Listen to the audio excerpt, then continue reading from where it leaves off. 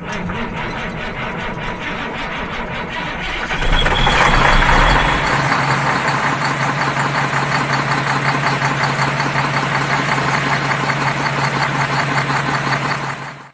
called you weird. Well, that's because you are. If weird is an acronym for being fucking awesome, sorry for swearing. I'd rather be weird any day than be a straight-up fucking complete asshat. Sorry for cursing. See, weird isn't something you hide in your suitcase and push it to the very bottom, keep it secret-like. No, weird is something you leave on the baggage claim, wide open for the world to see and go, look at that, what's mine?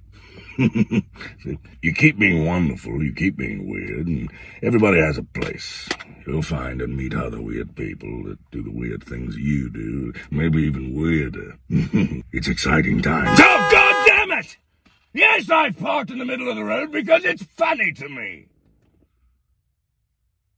What's up, fam? It's your boy Trucking on the Budget back with a video for you guys, man. I know it's been a long time no see, but I'm here back with some information for you guys, man. I'm sitting here watching the Hall of Fame game, the first preseason game of the season, 2022 season.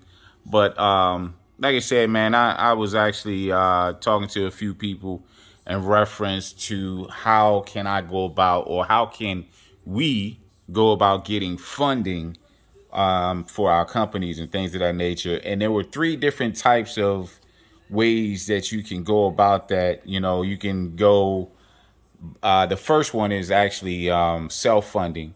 Self-funding is basically like you going to your family members or friends or tapping into your 401 or your savings or something like that in order to fund your company and things of that nature. And believe me when I tell you, I've tried that. Actually, that's how I started my company, is because I tapped into, you know, my savings and everything that I had left. That I had rather, and started up my company. And, you know, we all know the story on that.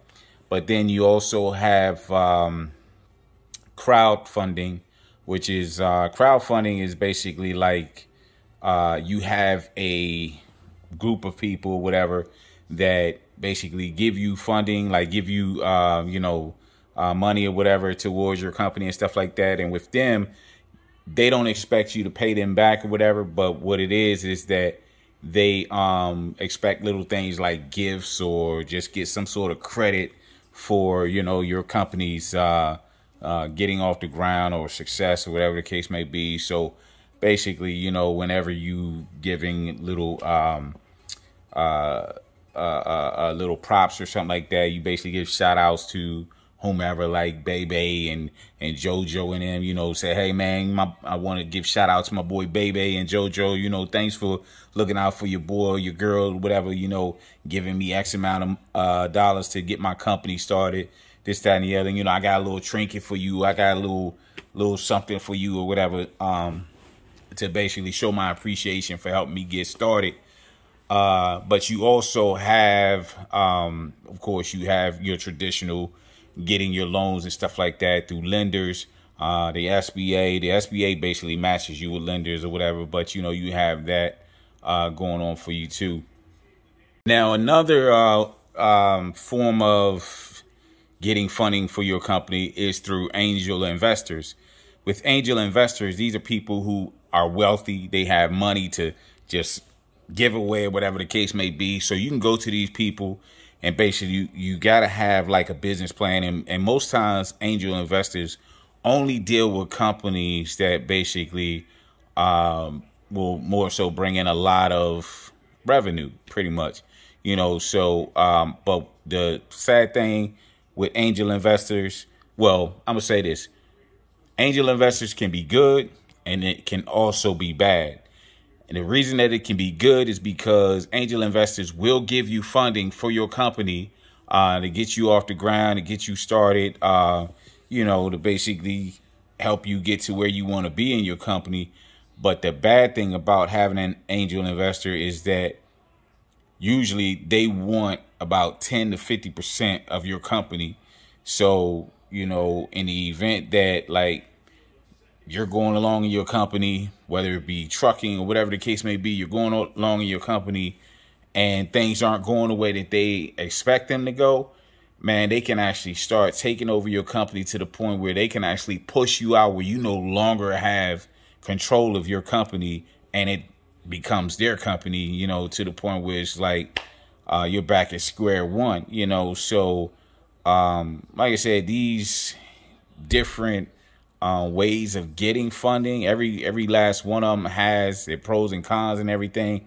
But like I said, I've been doing a lot of research. I've had some people that I've been talking to in reference to these different forms of funding, and basically just looking over a lot of different things, a lot of, like, you know, especially being a veteran or whatever.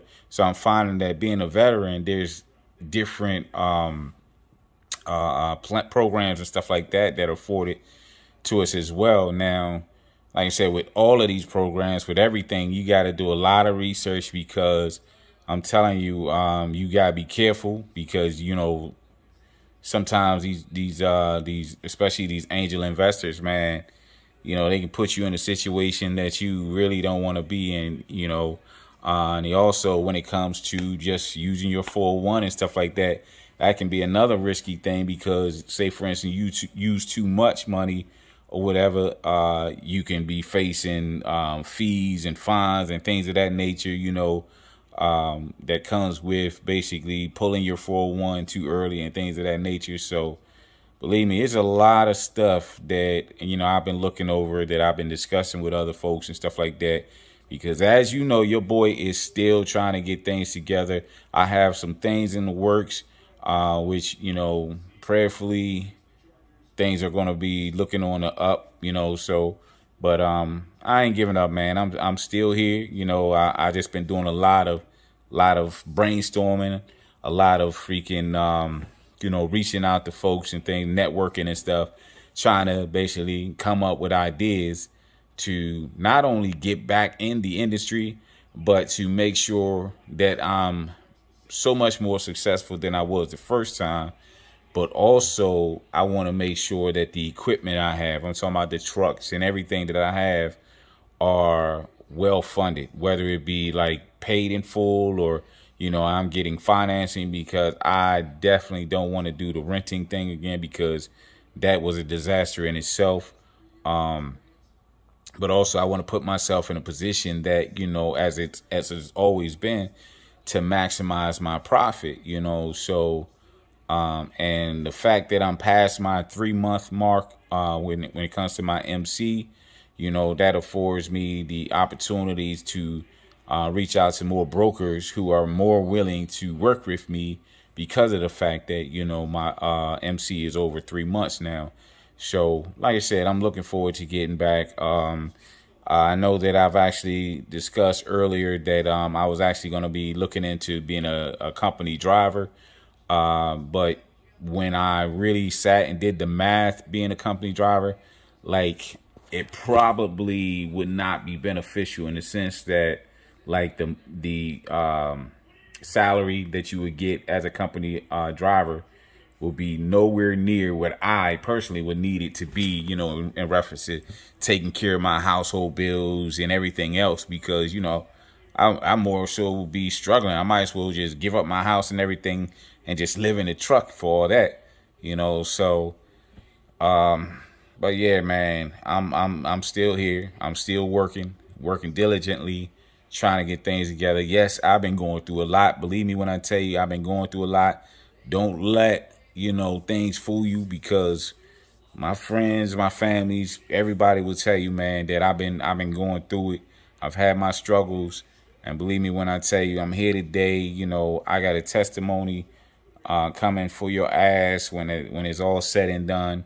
But I definitely want to, and speaking of shout outs, I want to give shout outs to all of those who have basically been there for me along the way, man. You know, it's been very stressful, very heartbreaking in so many different ways. But like I said, I'm still here, man. I'm thankful for the people that's supporting me. So, like I said, your boy Trucking on the Budget is still working, man. Still in business.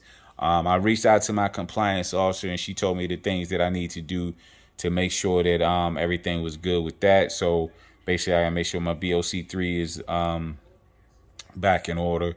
my MC, you know, she told me what I got to do. Basically, it's only a few $100s or whatever I got to take care in reference to that. Got to get my insurance activated before I can actually do anything else. I have a guy that I've been talking to. Man, dude has been so supportive, and to the point where it's like, look, he says, man, I got a truck for you. Look, all you got to do is basically get those things in order, and I'll get you back out on the road. So, like I said, your boy's working on getting my insurance together, my BOC3, and whatever other little fees that I have to do to get, you know, make sure my MC is active. And I'll be back out there on the road, man. So, I don't know, man. Just keep me in prayers. And I thank everybody who has been reaching out to me, man. I thank everybody who's been supportive. And I know it's been a while since I put out a video, man, but I'm trying to, you know, get myself, because, you know, it just felt weird for me just putting out videos of me doing that Uber shit or whatever, because for me, it has nothing to do with trucking. And I get it. It has nothing to do with trucking, but I just wanted to keep my viewers and my subscribers well informed, well aware of what was going on, you know, the moves that I was trying to make and things of that nature. So, man, just stick with your boy, keep trucking, just hang tight, man. We gonna be back out there together. We gonna get this thing going. So, like I said, man, angel investors, self-funding, and what do you got? Loans or whatever.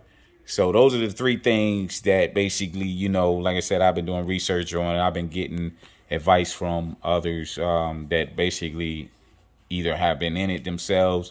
Oh, and another thing is, I was actually talking to a friend of mine. She's actually has her own business. It's like a salon. But she basically was telling me, you know, another thing that you can do is get in touch with your council members, your congressmen, things of that nature, you know, and, you know, start rubbing elbows with them, and potentially, you know, they can actually point you in the right directions too, to help you get the type of funding you need, even get you into, like, you know, like with the VA and stuff like that, they can get you into some classes that gears you towards being successful in your business. So, but like I said, there's so much out there, so much information to pass on. But until the next video, man, I want y'all to keep trucking with your boy, man. Keep me motivated. I'm going to keep you motivated. We're going to get out here together, man. And one day I'm going to see all of y'all out there on the grind. So let's get it. Let's go.